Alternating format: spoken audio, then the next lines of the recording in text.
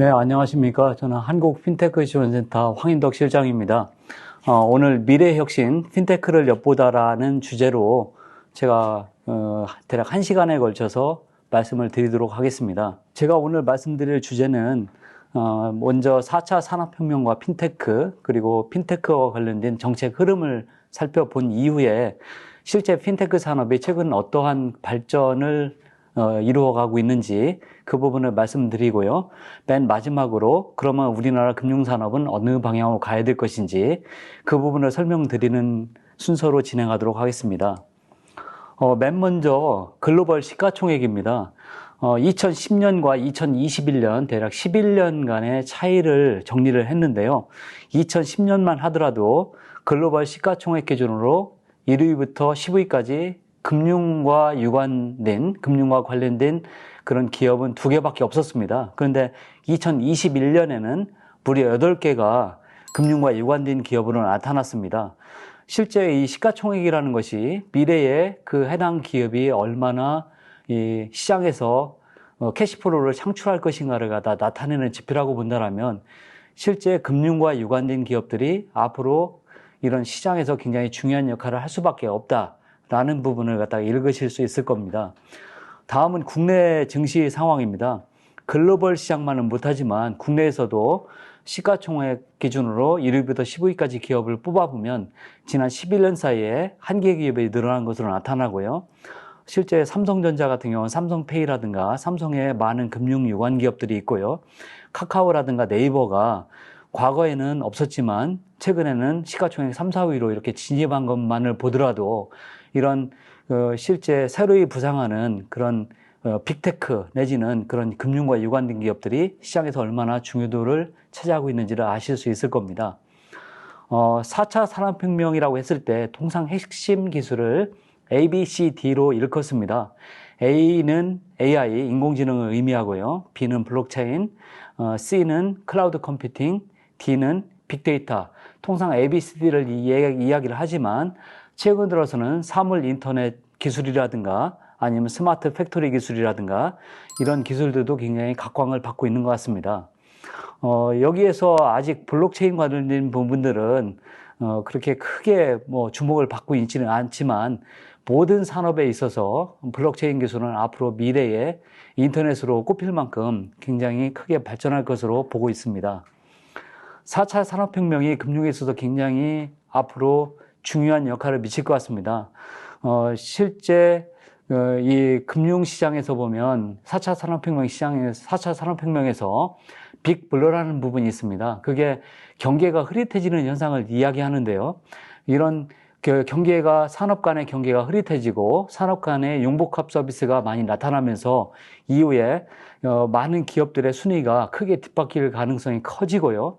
그 다음에 4차 산업혁명에서 특히 중요한 거는 이런 디지털 관련된 기술들이 금융과 결합해서 많은 시장에 엄청난 변화를 일으킬 것으로 예상이 되고 있고 그 바로 핵심에 바로 핀테크가 있다는 것입니다.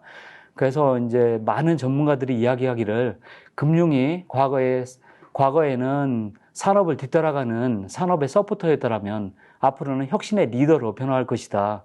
그리고 이제 4차 산업혁명에 있어서 특히 중요한 부분은 4차 산업혁명에 있어서 앞으로 IoT라든가 모바일이라든가 이런 쪽에서 굉장히 많은 데이터가 만들어질 거라는 겁니다. 그래서 이런 데이터 관련된 부분들이 결국은 앞으로 산업을 이끌게 될 미래의 4차 산업혁명 시대에 있어서 과거의 석유와 같은 그런 중요한 역할을 하게 될 것으로 그렇게 보고 있습니다. 핀테크 시장의 발전을 갖다가 통상 2010년 이후를 보고 있습니다.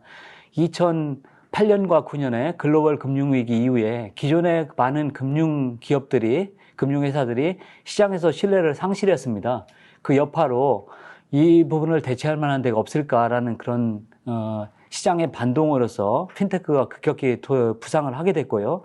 핀테크는 1.0, 2.0, 3.0으로 보통 나누는데 1.0은 이제 은행처럼 해당 어떤 금융회사가 여러 가지 그 금융 서비스를 다 한 묶음으로 처리를 하는 그런 번들링 관련된 서비스를 의미한다라면 거기에서 한 개 한 개의 서비스, 예를 들면 예금이라든가 대출이라든가 보험이라든가 이런 부분들이 따로 떨어져 나와서 개별 서비스를 하게 되는 걸 갖다가 언번들링이라고 합니다. 이걸 가리켜서 이제 핀테크 2.0, 이때를 갖다가 보통 이제 확산기라고 볼 수 있다라면, 이 핀테크 2.0을 거치면서 선발 핀테크 기업들이 많은 데이터라든가 이런 것들을 축적을 하면서 자기네들 고객 기반으로 해서 이 플랫폼 기업으로 그 데이터를 기반으로 해서 다른 서비스를 갖다가 추가를 하게 됩니다. 그래서 토스 같은 기업의 사례를 본다면 처음에는 송금이라든가 아니면 그 송금이라든가 지급결제라든가 이런 부분에 출발을 해서 점차 다른 금융 서비스, 예를 들면 증권이라든가 보험이라든가 이런, 아니면 금융상품 판매라든가 이런 쪽으로 계속 확대하고 있는 것을 볼 수 있습니다. 이런 부분들을 가리켜서 이제 플랫폼 기업이라고 하는데, 과거에 언번들링으로 해서 하나하나 떨어져 나왔던 서비스를 다시 한 개 한 개를 붙여가면서 이제는 대출과 결제와 송금과 환전, 카드, 이런 부분들을 갖다가 여러 개 서비스를 통합하는 그런 형태를 띠고 있습니다. 바로 이때를 갖다가 핀테크 3.0으로 갖다가 그렇게 일컫고 있고요. 바로 지금 2018년 이후로 현재 이르기까지 지금 시기를 갖다가 본격적인 이제 핀테크의 도약기로 볼 수 있을 것입니다. 핀테크 에코시스템을 보면 예를 들면 지급결제라든가 인슈어테크라든가 아니면 로보 어드바이저라든가 이런 하나하나의 개별 서비스, 개별 카테고리 하나하나를 갖다가 하나하나로 떨어져 왔던 그런 언번들링된 그런 형태를 갖다가 개별 에코시스템이라고 볼 수 있다라면, 이제 새로이 요즘 들어서 각광받는 그런 플랫폼 기업들은 이런 개별의 하나하나의 서비스만을 하는 것이 아니고 여러 가지 서비스를 동시에 자기네들 앱을 통해서 서비스를 하는 형태로 좀 발전을 하고 있기 때문에, 이전에 그런 카테고리 분류의 중요성은 이전보다는 덜해지는 것 같습니다. 이제는 점점 더 그런 선발 플랫폼 기업 위주로 핀테크 서비스도 좀 진화를 해가는 것 같습니다. 다음으로 핀테크의 정책 흐름 부분을 살펴보겠습니다. 금융이라는 부분은 다른 어떤 서비스보다도 특히 규제가 중요합니다. 금융에서 규제가 이렇게 중요해진 데에는 금융 서비스라는 것 자체가 금융 시스템을 전체를 총괄을 하고 있기 때문에, 그 어느 금융 시스템이 무너질 경우에, 붕괴될 경우에 전체 경제의 흐름이 붕괴될 그런 리스크를 갖고 있습니다. 또 하나는 금융이라는 것이 결국은 많은 금융 소비자들의 개별 서비스를 총괄을 하고 있기 때문에, 여기에서 뭔가 데이터라든가 이런 부분이 문제가 되거나 보안에 문제가 되거나 하면, 해킹이 발생되거나 하면 개별 금융 소비자들이 엄청난 피해를 입게 될 수밖에 없습니다. 그래서 그런 개별 금융 소비자들을 보호하기 위해서 다른 어떤 산업보다도 개별 규제가 촘촘하게 짜여진 것이 바로 금융업의 규제입니다. 그래서 우리나라의 경우에도 은행법이라든가 아니면 자본시장법이라든가 아니면 보험업법이라든가 이런 개별 금융 산업별로, 금융업별로 개별 금융업을 규제하는 그런 금융 규제를 지니고 있습니다. 그렇지만 그런 혁신을 추구를 하는 그런 금융위원회 입장에서는 이제는 금융산업을 갖다가 본격적으로 발전을 시키고, 해외의 많은 그런 금융산업의 혁신 사례를 봤을 때 국내 금융산업의 규제를 갖다가 일정 부분 완화를 시키고 규제 혁신을 통해서 금융산업의 경쟁력을 제고시키기 위해서 많은 노력을 하고 있습니다. 최근 사례를 본다면 2018년에 금융혁신 지원 특별법이 통과가 되었고요. 그 이후에 2019년 4월부터 금융규제 샌드박스를 시행하게 됐습니다. 그리고 2020년 1월에 데이터 3법이 통과가 된 사례가 있고요. 그 다음에 2020년 하반기 이후에 데이터 거래소 운영이라든가 공공데이터 개방이라든가, 또 이제 2021년에도 핀테크 육성 지원법 제정을 지금 논의 중인 상황이고, 마이 페이먼트 산업 도입을 검토하고 있습니다. 다만 그 전자금융업법이라든가 이런 법안이 국회에서 통과를 해야 될 것입니다. 주요 제도별로 정책의 배경을 본다면 금융규제 샌드박스의 경우에는 금융혁신지원특별법이 법적 근거가 되겠고요. 재작년 12월 18일부터 시행이 됐던 오픈뱅킹의 경우에는 금융결제원 규약이라든가, 또 이제 작년 1월에 작년 1월에 그 신용정보법이 개정이 되면서 마이데이터 산업이라든가 이런 부분이 금년부터 본격적으로 인허가가 되고 있고요. 그 다음에 전자금융거래법이 개정이 될 경우에 마이페이먼트 산업이라든가 종합지급결제업 이런 걸 통해서 많은 금융산업에 보다 더 많은 혁신을 불러일으킬 것으로 생각을 하고 있습니다. 금융규제 샌드박스를 먼저 살펴본다라면 아까도 말씀드린 것처럼 우리나라의 금융규제는 굉장히 촘촘한 규제입니다. 이런 촘촘한 규제에서는 혁신적인 어떤 금융 서비스에 대한 아이디어를 갖고 있다 하더라도 많은 규제라든가 어떤 그 인허가 요건이라든가 이런 부분에 가로막혀서 그 금융 혁신적인 서비스를 갖다가 실제 실행을 해서 금융 소비자들에게 많은 편익을 제공하기 어려울 수도 있습니다. 그래서 금융위원회는 일정 기간 이런 인허가 요건이라든가 아니면 규제라든가 이런 부분에 대한 요건들을 유예를 시키거나 아니면 특례를 도입함으로써 그런 혁신금융 서비스를 지정을 하자라는 그런 좀 논의를 갖다가 했고 그 결과로 금융규제 샌드박스를 도입을 하게 되었습니다. 그래서 우리나라에서는 금융규제 샌드박스를 도입을 위한 금융혁신지원특별법이 2019년 4월 1일부터 시행이 되었고요. 그 법의 시행에 따라서 실증 특례라든가 어떤 임시 허가 이런 제도를 통해서 실제 많은 혁신적인 금융 서비스를 시장에 내놓고 있습니다. 금융규제 샌드박스 관련된 주요 제도는 크게 4가지를 들 수 있는데요. 먼저 혁신금융 서비스가 있고 그 다음에 지정 대리인, 위탁 테스트, 규제 신속 확인 제도 이 4가지를 들 수 있습니다. 혁신금융 서비스는 2019년 4월 이후에 지정을 시작을 해서 현재까지 총 145건이 지정이 되었고요. 이 지정 결과 현재까지 총 87건의 서비스가 이미 출시가 된 사례가 있습니다. 지정 대리인의 경우에는 금융회사의 본질적인 업무, 예를 들면 예금이라든가 대출이라든가 이런 업무를 들 수 있는데요. 해당 업무를 갖다가 실제 민간의 기업들한테, 민간의 비금융회사들한테 위탁을 통해서 업무를 수행하고자 하는 제도이고요. 위탁 테스트는 그와는 반대입니다. 혁신적인 서비스 관련된 아이디어를 가진 핀테크 기업이 해당 서비스를 갖다가 실제 테스트를 하고자 하더라도 해당 핀테크 기업한테는 데이터라든가 아니면 실제 이런 서비스를 실행해 본 경험이 없습니다. 그래서 그 데이터를 보유하고 있는 금융회사와 협력을 통해서 실제 어떤 테스트를 하기 위해서 위탁을 갖다 해보는 그런 제도입니다. 그래서 지정 대리인의 경우에는 현재까지 총 35건이 지정이 되었지만 총 19건만 위탁 계약이 체결된 사례가 있고요.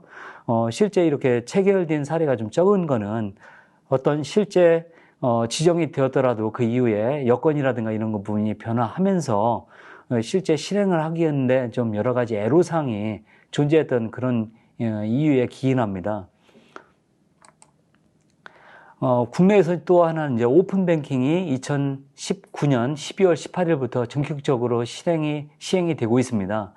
오픈뱅킹은 당초 유럽연합과 영국에서 시작이 되었는데 현재는 전 세계적으로 확산이 되고 있고 전 세계적으로 총 50개국 이상이 이미 시행을 하고 있거나 현재 추진 중인 거로 알고 있습니다.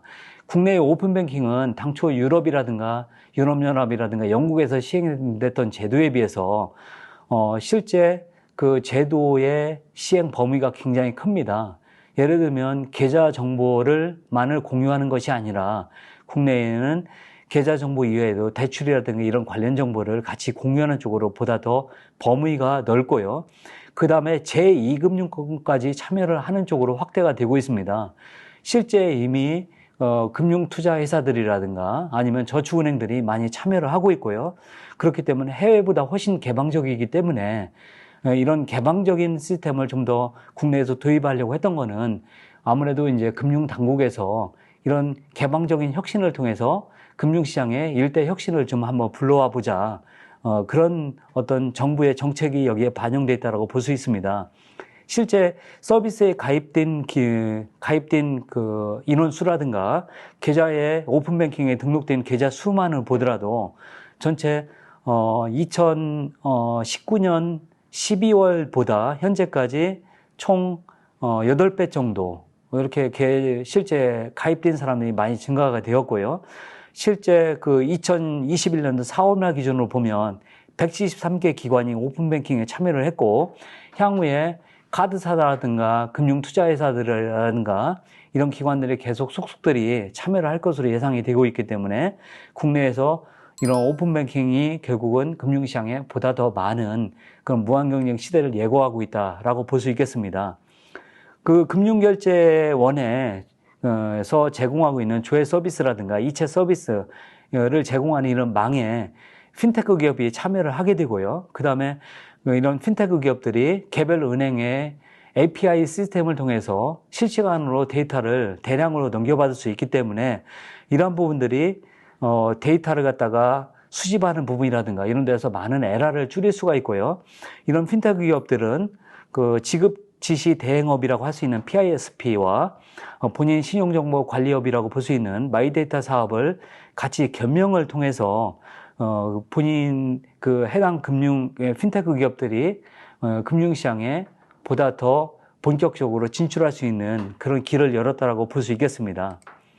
이런 오픈뱅킹이 결국은 이런 금융시장에 개방형 혁신을 촉진을 하게 되고 많은 그 금융회사들한테 많은 긴장을 불러 넣을 수밖에 없습니다.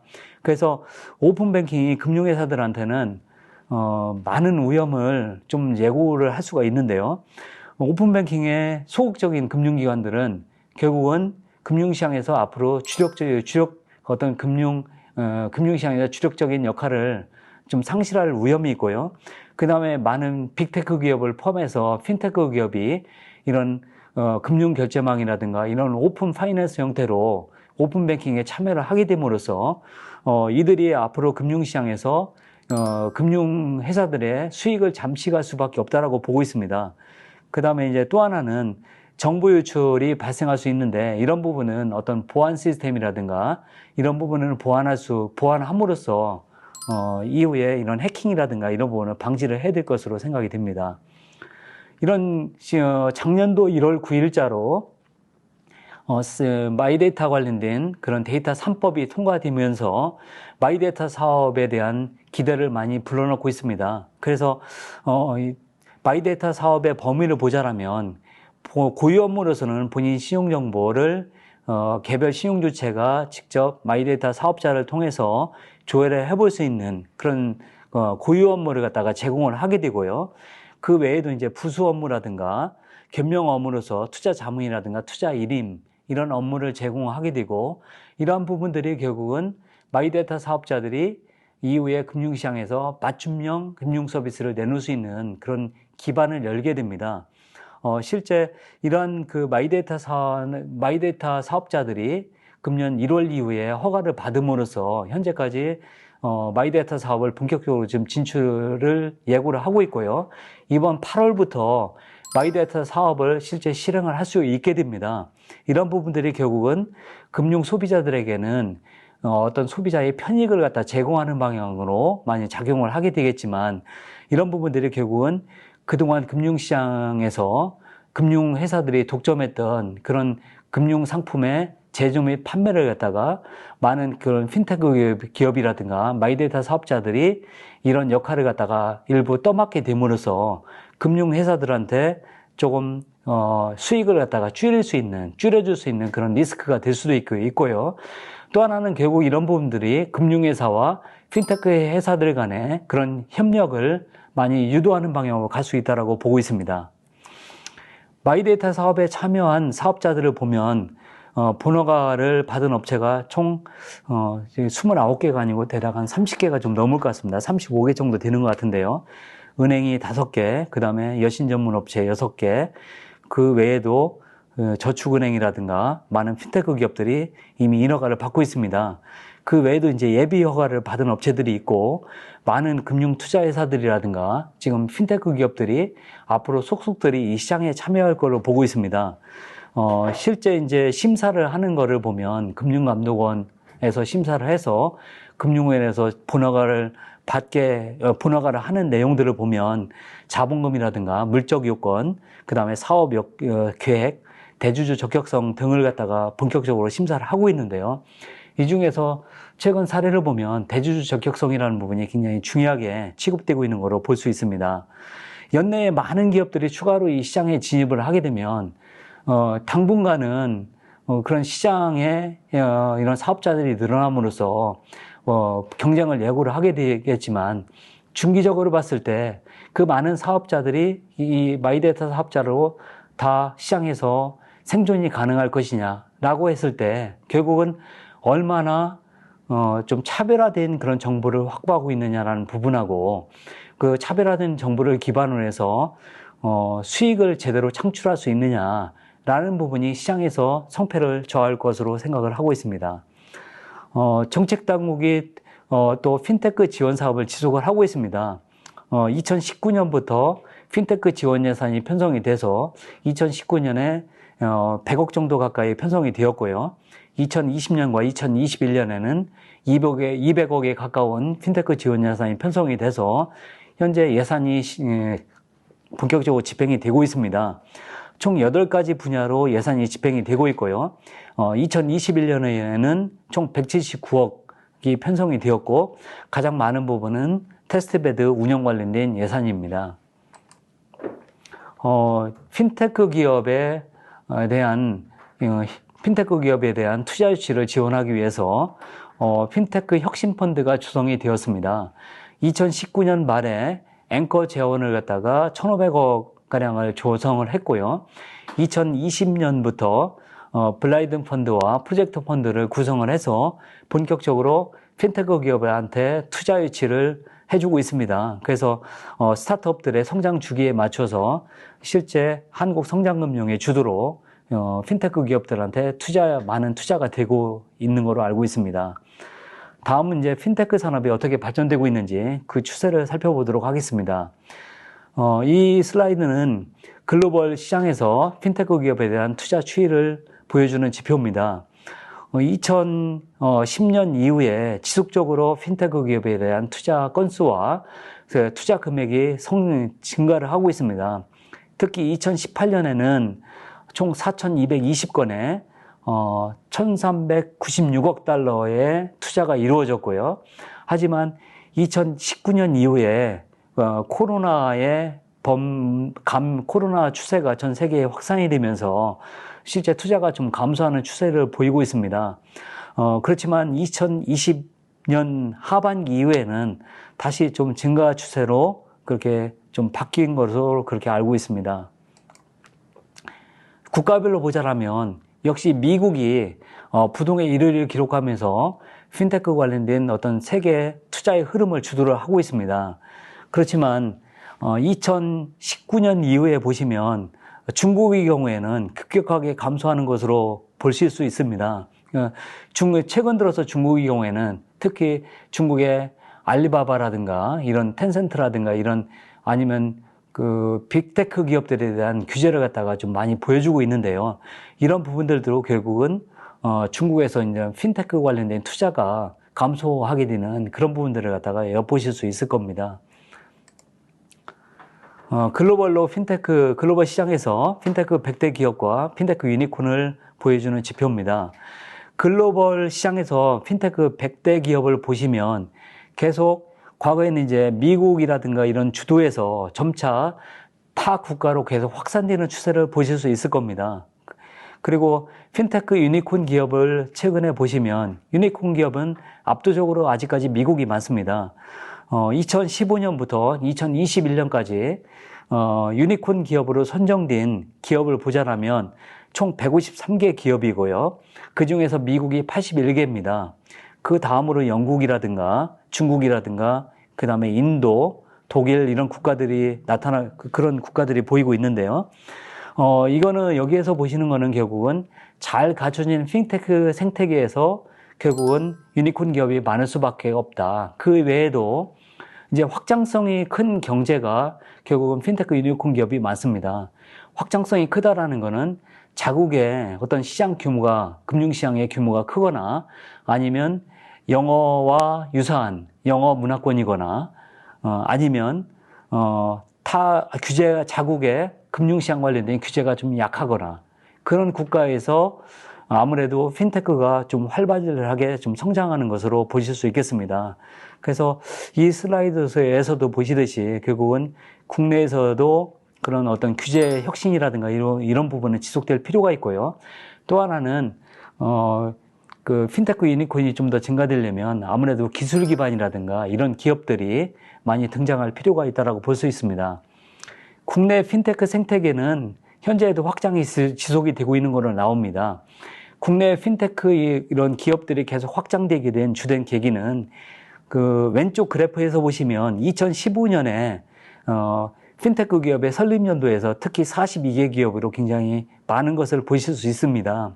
2015년에 특히 이렇게 많게 된 가장 주된 계기는 2015년에 계좌 개설할 경우에 과거에는 실명으로만 계좌를 개설할 수가 있었는데 실명 이외에 비실명으로 비대면으로 통장을 개설할 수 있게끔 허용을 하는 그런 부분들이 이런 핀테크 시장에 활성화되는 결정적인 계기가 되었다고 볼 수 있습니다.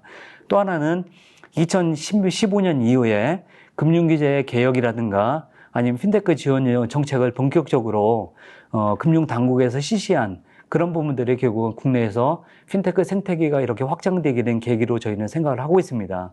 그리고 우측에 보시면 업종별 분포로 보시면 아무래도 송금이라든가 이런 지급결제가 주도가 되고 있고요.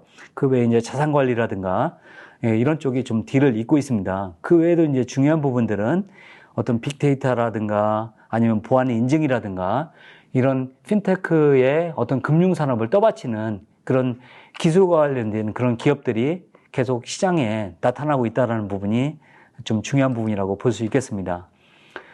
국내 핀테크 기업의 생태계도 아까 그 글로 핀테크 에코시스템 관련된 그림을 한번 보여드렸었는데요.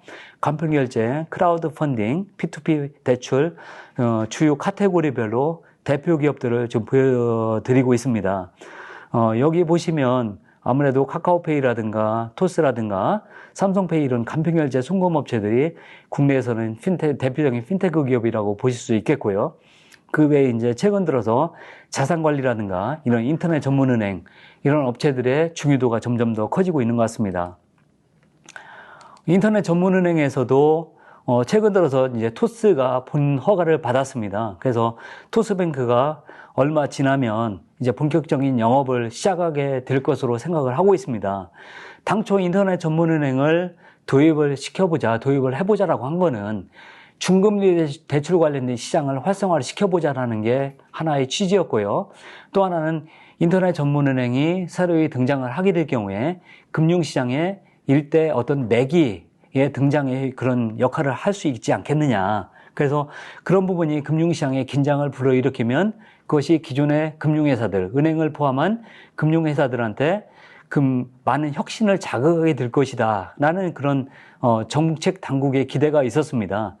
그런 여파로 최초에 카카오뱅크와 K뱅크를 갖다가 인허가를 했는데 그동안 이제 진행 과정을 보면 카카오뱅크의 경우에는 확실히 금융시장에 매개 역할을 수행한 것으로 나타나고 있고 최근에 다시 어제까지 상장 관련된 좀 청약을 받았죠. 그래서 청약에도 천문학적인 자금이 청약에 동원된 것으로 나타납니다. 그렇지만 중금리 대출 관련해 가지고 최근까지 취급한 금액을 보자라면 2020년에 1조 3,500만 원 정도로 당초 기대에는 좀 미치진 못하지만 점점 더 역할이 커지고 있는 것으로 나타나고 있습니다. 그리고 이후에 토스뱅크가 새로 시장에 이렇게 등장을 한다라면 기존의 인터넷 전문은행들에 비해서 어떻게 차별화할 것이냐라는 부분이 주된 관건이라고 생각을 하고 있습니다. 다음 웨스테크입니다. 웨스테크라는 건 결국은 자산 관리 관련된 쪽이라고 좀 보실 수 있겠고요. 이 부분의 경우에는 과거에 금융투자회사나 자산관리 시장에서 가장 주된 고객이라고 한다면 일정 규모 이상의 자산가들이 주된 어떤 시장의 고객이었다라면 이런 로보 어드바이저의 시장에 로보 어드바이저가 시장에 본격적으로 등장하게 되면서 이제는 단돈 몇십만 원이나 몇백만 원이 있다고 하더라도 이제는 이런 자산관리 시장에 본격적인 고객으로 충분히 대접을 받을 수 있다라는 부분이 결국 자산관리의 대중화를 갖다가 견인하게 될 것이다 라고 볼 수 있습니다. 좌측 하단의 그림을 보시면 과거에 이런 고액 자산가 중심에서 바로 그 옆에 이후에는 일반 대중까지도 이렇게 시장이 확대되는 그런 부분을 그려 놓았습니다. 그 미국 시장에서도 본다라면 이런 로보 어드바이저가 일부 그 핀테크 기업에서 로보 어드바이저가 탄생을 해서 시장에서 영역을 확대하고 있지만 최근에는 블랙락이라든가 이런 자산 관리 시장에 세계 1위 업체마저도 로보 어드바이저를 통해서 연금이라든가 이런 쪽에 본격적으로 시장을 확대하고 있는 그런 추세를 볼 수가 있습니다. 이 핀테크 시장에서 빅테크가 금융업에 진출하는 부분은 이제는 큰 흐름이 됐습니다. 그래서 오죽하면 기존의 은행을 포함해서 많은 금융회사들이 이런 빅테크 기업들이 시장에 등장을 하면서 기울어진 눈동자이다. 그 빅테크라는 선수들은 규제가 없는 그런 시장에 규제도 안 받고 금융상품을 취급하고 있다. 금융상품을 금융시장에 진입을 해서 영역을 확대하고 있다는 그런 불만이 많이 있는 상황입니다. 이런 빅테크 기업을 한편으로 또 테크핀 기업이라고도 합니다. 왜냐하면 이런 빅테크 기업들이 원래 ICT 기업에 기반을 해서 금융시장으로 진입을 했기 때문에 테크에서 기반해서 파이낸셜 인더스트리에 들어왔다 해서 테크와 핀을 결합해서 테크핀 기업이라고 또 이야기도 합니다. 그래서 빅테크 기업이 금융시장에 들어오는 부분을 결국은 이제는 테크핀 시장이 본격화되는구나 라고 그렇게 보실 수도 있겠습니다. 이런 테크핀 기업 혹은 빅테크 기업들은 원래 그런 거대 ICT 기업에서 출발을 했기 때문에 이런 회사들은 기본적으로 기반 기술이 있습니다. AI라든가 빅데이터라든가 이런 기술 기반을 갖고 있고요. 또 한 가지 중요한 점은 이 기업들은 원래 고객 기반이 상당히 큽니다. 자기네들 그런 고객 기반을 통해서 자기네들 데이터베이스도 구축을 하고 있고요. 그 다음에 많은 금융 소비자들이 이 기업들을 잘 압니다. 근데 이 기업들이 금융시장에 진입할 경우에 이미 고객들한테 친숙한 그런 브랜드 이미지를 갖고 있기 때문에 금융시장 진입이 굉장히 용이한 상황이죠. 그래서 이런 기업들은 기존의 어떤 그런 오프라인의 플랫폼 기업들은 그 규모가 커지면 커질수록 결국은 일부에서는 규모의 경제를 가질 수도 있지만 그 전체 그 플랫폼을 유지하는데 비용이 나날이 커지게 되지만 이런 디지털 플랫폼이라는 거는 전체 플랫폼의 규모가 커지면 커질수록 이 플랫폼에 참여하는 기업들의 플랫폼에 참여하는 금융 소비자들의 편익이 훨씬 더 커지게 됩니다. 그렇기 때문에 이런 편익이 커지는 효과를 가리켜서 보통 네트워크의 외부성이라고 하고요. 이런 네트워크의 외부성을 금융 소비자들이 향유함으로써 결국은 금융시장의 영향력을 훨씬 더 크게 확대할 수가 있게 됩니다. 국내의 대표 빅테크 기업을 본다면 네이버나 카카오를 들 수 있는데요. 원래 이 기업들이 다 국내에서도 ICT 기반에서 출발을 했죠. 우리나라에서는 검색 엔진이라든가 이런 쪽에서 출발을 보통 했는데요. 이 기업들이 최근 들어서는 계속 금융시장에 진입을 하면서 어떤 네이버 통장이라든가 아니면 증권 쪽으로 진출한다라든가 아니면 대출이라든가 보험 이런 영역으로 계속 확장하는 것을 보실 수 있습니다. 물론 네이버 파이낸셜과 카카오페이의 시장 진출하는 형태는 좀 다릅니다. 네이버는 주로 기존의 금융회사들과 제휴하는 형태를 통해서 보통 진출을 하고 있고요.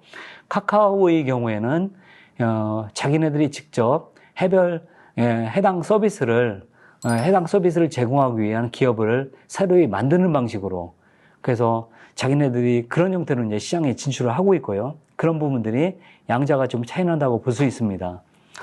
이런 핀테크 관련된 대형 플랫폼 기업들은 이런 고객 접점들을 통해서 이제는 종합금융업을 지향을 하고 있습니다. 그래서 토스라든가 카카오, 네이버 다 마찬가지입니다.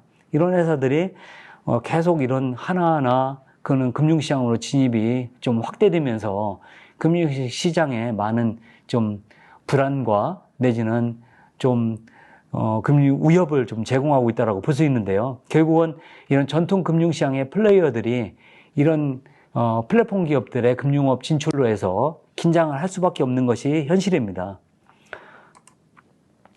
이런 플랫폼 기업들이 금융시장에 진출을 하게 되는 부분이 왜 그 기존의 은행들이라든가 이런 데 위협이 되는지 우측 그림을 보시면 알 수 있습니다.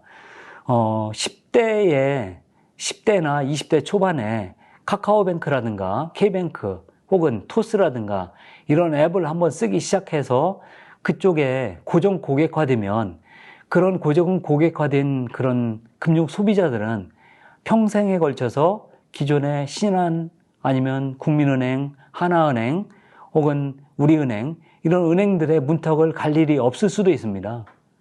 현재는 금융시장에서 이런 빅4라든가 아니면 국내 시장의 주력 플레이어라고 볼 수 있는 그런 지방은행들, 그 다음에 농협은행이라든가 이런 은행들의 주력 고객들이 보통 30대 후반에서 40대, 50대입니다.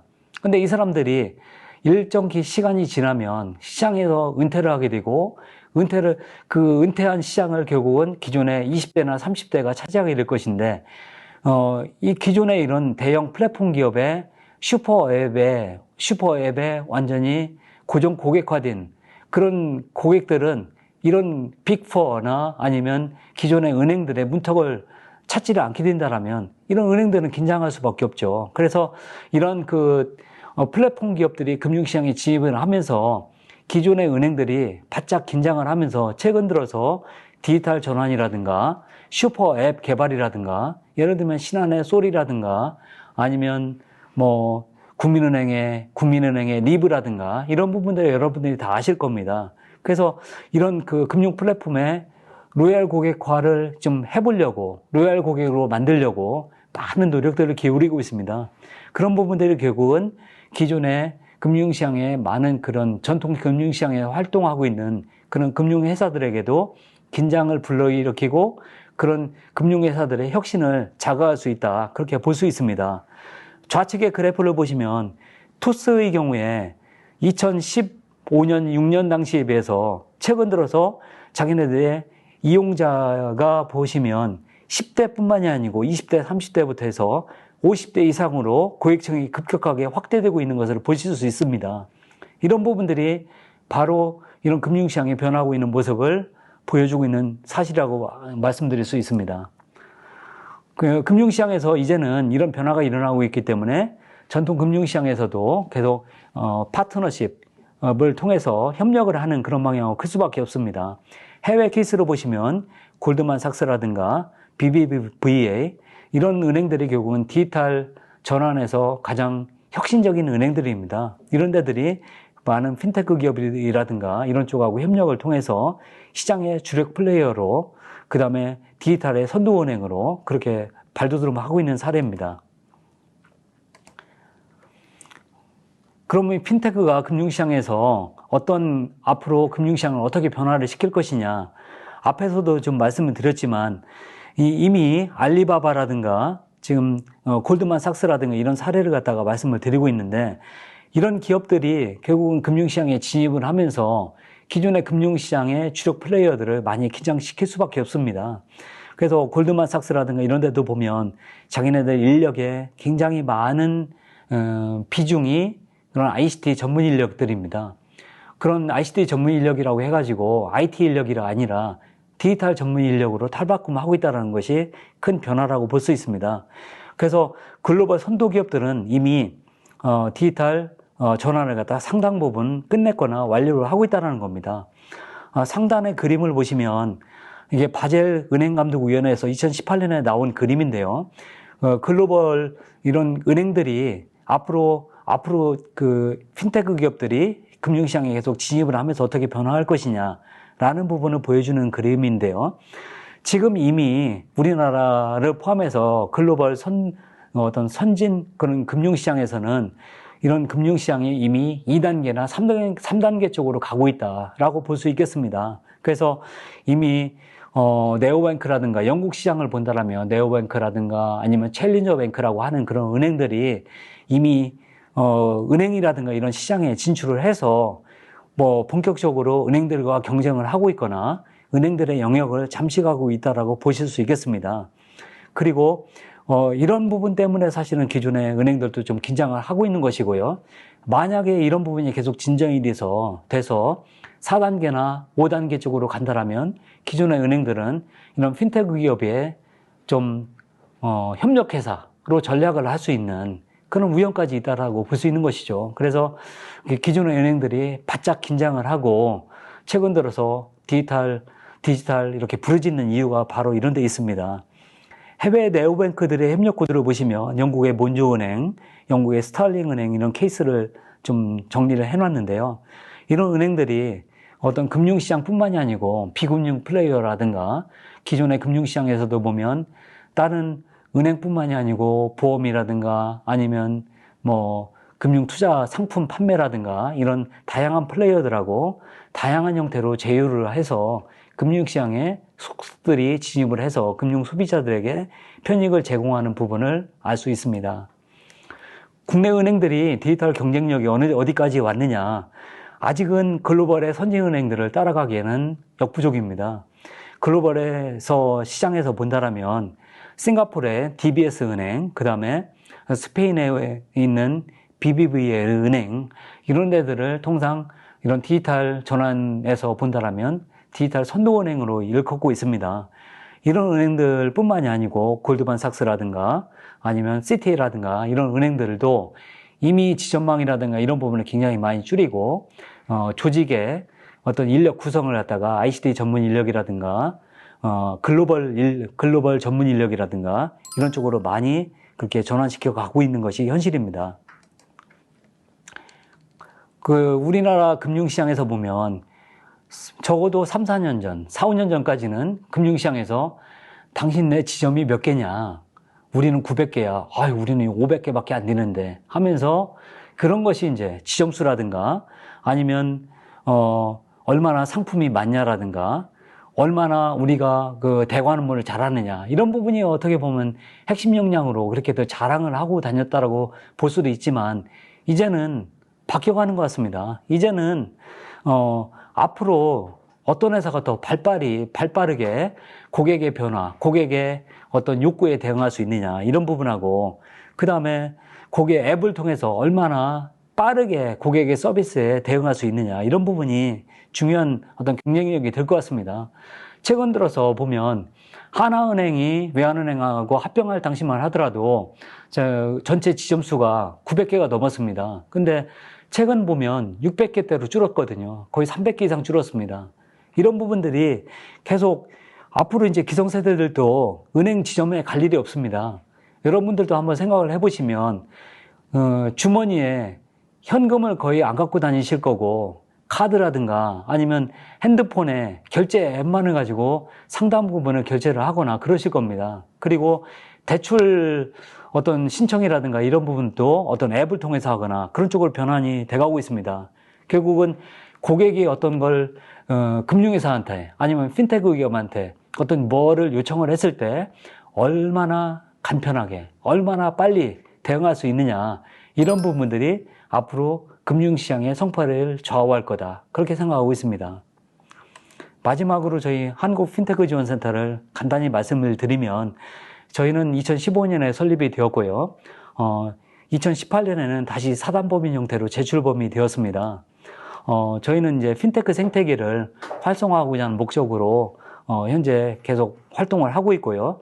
주로 금융 유관기관들하고 그 다음에 금융기관들 그리고 핀테크 기업들하고 같이 협력을 하면서 국내 핀테크 시장 크게 보면 다시 금융시장의 혁신, 금융산업의 경쟁력 제고를 위해서 노력을 하고 있습니다. 이상 제 발표를 마치겠습니다. 감사합니다.